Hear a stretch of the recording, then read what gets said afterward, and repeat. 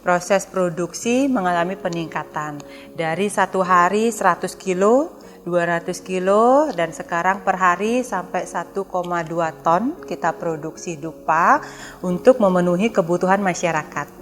Kita nggak mau pakai bahan yang kimianya terlalu tinggi, di mana nanti kesehatan pemakai jadi terganggu.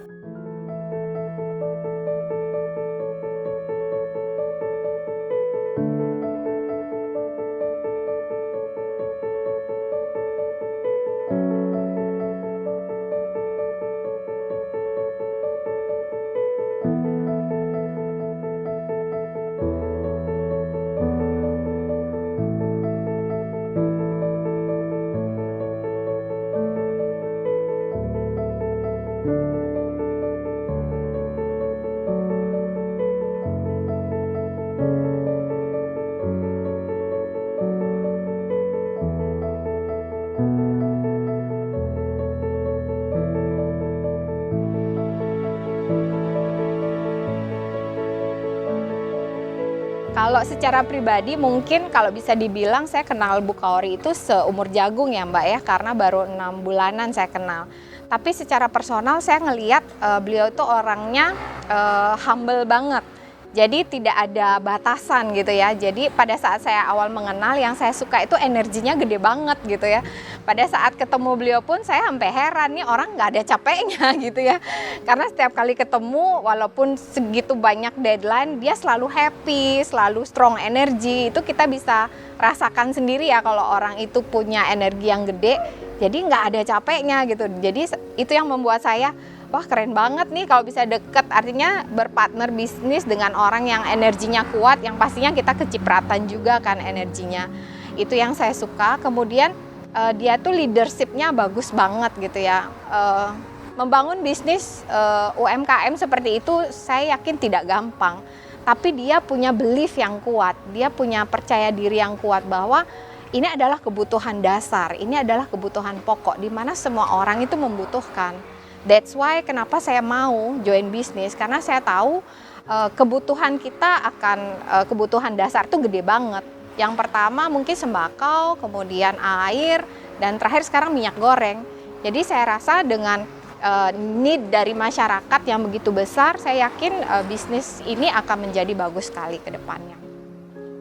Oke, di Kaori Group kita tantangannya luar biasa. Tiap tahun saya targetkan ada satu produk baru yang di launching.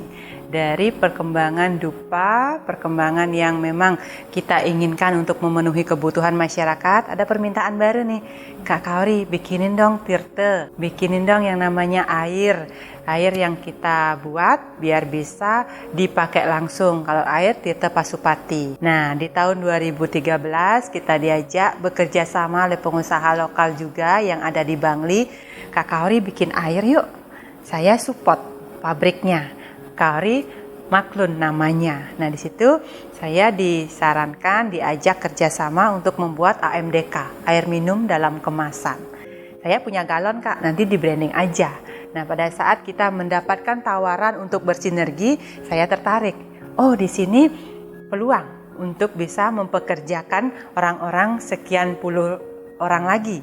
Sehingga dengan hadirnya produk baru setiap tahun, saya ingin membuka kesempatan bekerja seluas-luasnya bagi masyarakat lokal kita. Dari adanya air minum dalam kemasan, kita memenuhi kebutuhan air sehari-hari dalam kemasan galon, dalam kemasan botol.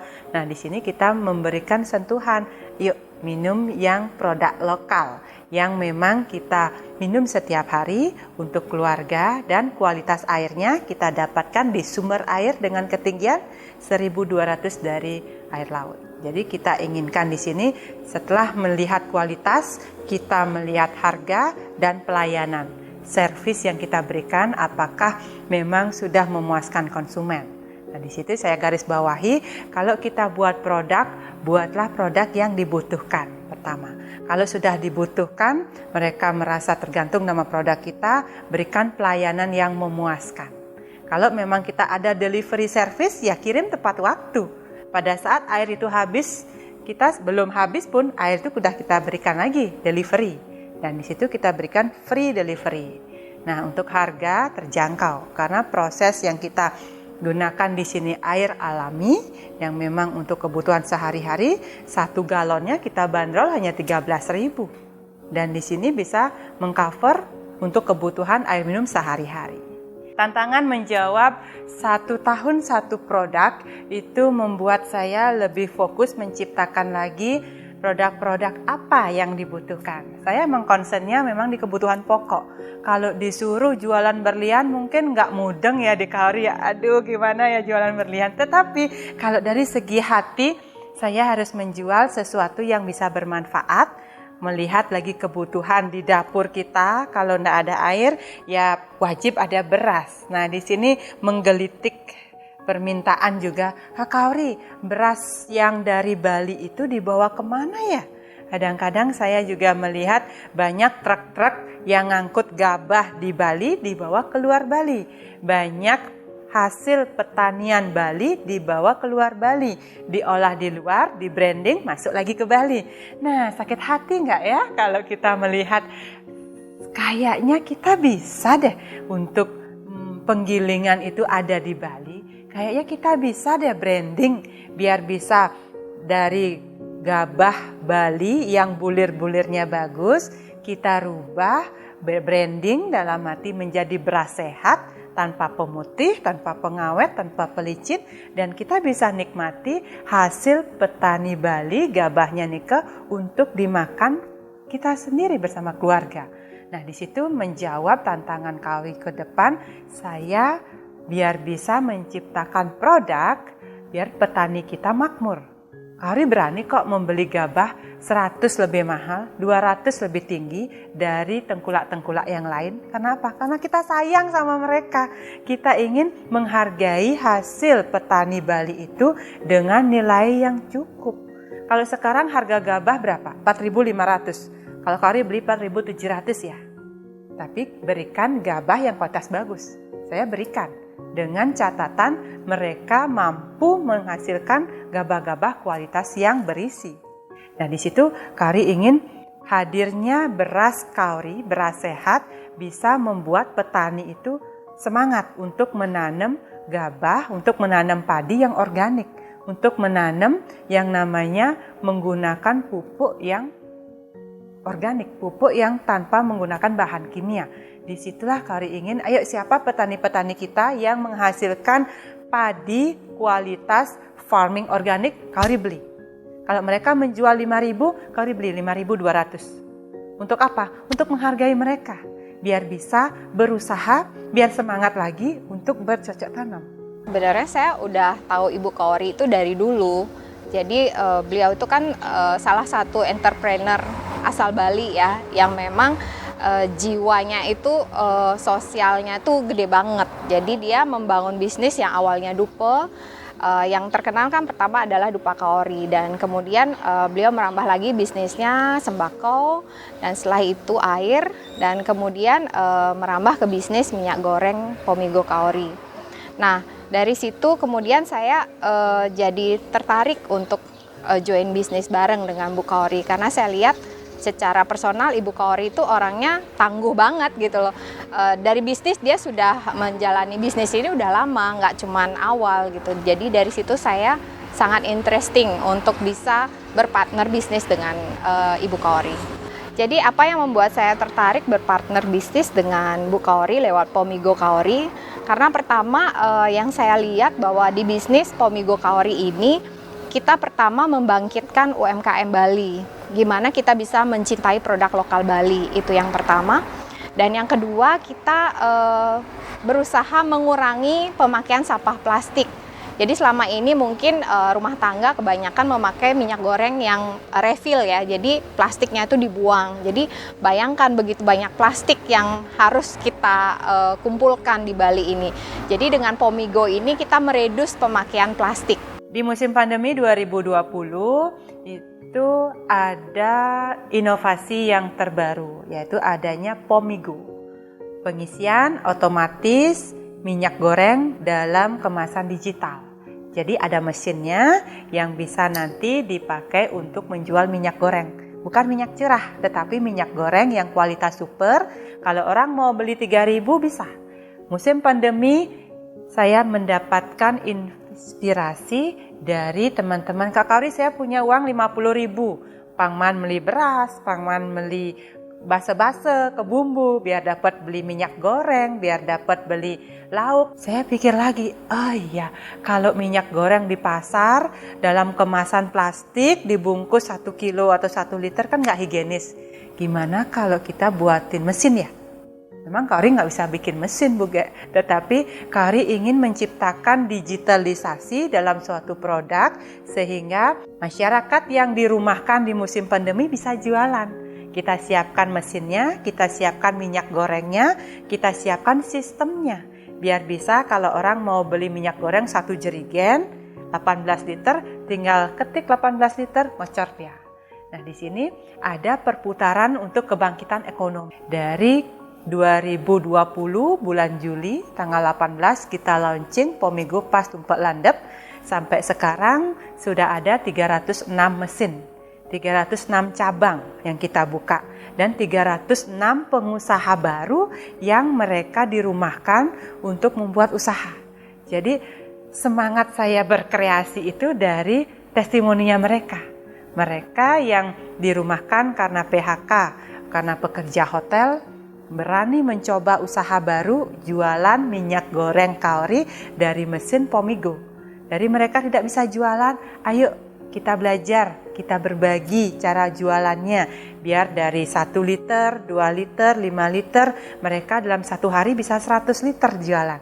Jadi Pomigo itu minyak goreng. Jadi dia mesin pengisian minyak goreng otomatis. Dia konsepnya mirip seperti Pertamini gitu. Cuman dia ini benar-benar digital.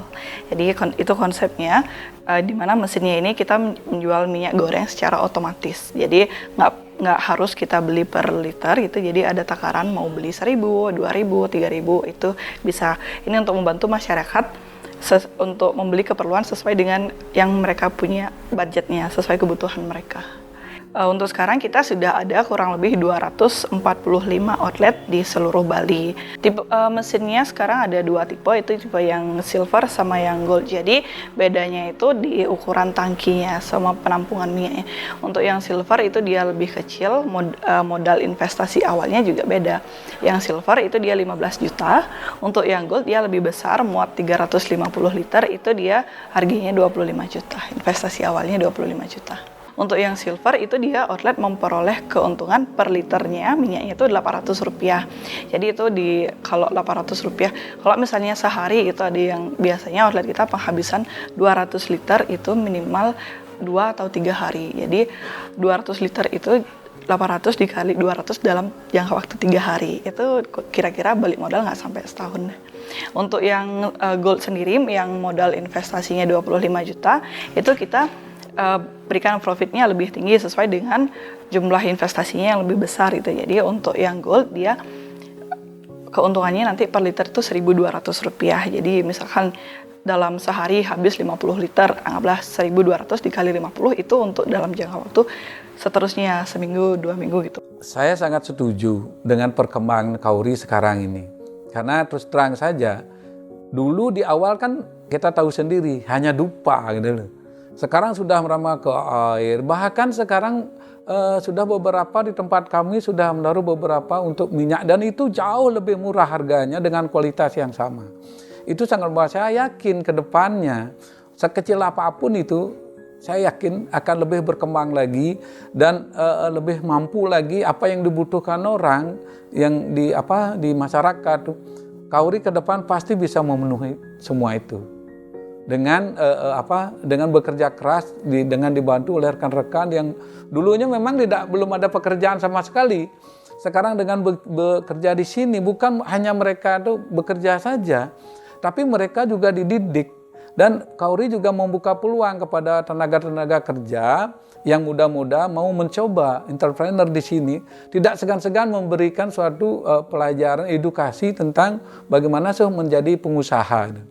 Saya yakin dengan apa yang Kauri kerjakan selama ini, saya yakin sekali ke depannya pasti akan lebih sukses lagi. Jadi nanti next project kita untuk membuat mesin yang bisa mengeluarkan beras dan gula untuk kebutuhan ekonomis masyarakat. Kenapa saya concern di sembako? Nah, ini menjadi tantangan yang menarik buat yang sendiri. Kalau sembako itu dibutuhkan 9 bahan pokok. Kalau kita besarkan akan besar banget kebutuhannya. Kalau kita mau distribusi ke nasional memungkinkan. Kalau ada bencana, sembako atau kebutuhan pokok tidak terpengaruh dia. Jadi apa? Menjadi suatu usaha prospek masa depan sehingga baik itu online, baik itu offline akan membuka kesempatan dari generasi muda untuk belajar berusaha. Dari generasi muda yang gengsi akan turun, mereka mau ke lapangan, ayo apa yang bisa mendatangkan hasil. Kalau mereka punya digitalisasi sebagai tujuan mempromosikan usahanya, mereka bisa lakukan menjadi reseller, menjadi dropshipper, mereka menjadi agent atau distributor kita, akan terbuka kesempatan peluang di situ. Tapi bagaimana kita bisa fleksibel, tidak kaku, tetapi bisa memenuhi kebutuhan masyarakat. Di situ Kaori ingin hadir untuk bisa berbagi. Karena dari Kaori Group, Love, Trust, and Care, bagaimana Kaori Group ini bisa menjadi salah satu perusahaan lokal yang bermanfaat. Kita hadir nggak sendiri kok, kita ingin membagi ke teman-teman yang mempunyai suatu semangat yang sama, frekuensi yang mau, ayo bangkit yuk. Kita mau bangkit dari niat kita sendiri, bukan dari ajaan orang lain. Tetapi dengan hadirnya Kaori Group, semoga bisa bermanfaat. Dari beberapa karyawan yang hadir, kita ingin 5 orang pertama di tahun 2007, kita ingin mengembangkan lagi menjadi 500 karyawan. Dari divisi yang kita kembangkan, 5 divisi tadi, dupa, air minum dalam kemasan, beras, sembako, minyak goreng, di mana kebutuhan-kebutuhan ini akan membuka kesempatan yang luas untuk masyarakat berkarya dan berinovasi untuk negeri kita. Rahaja.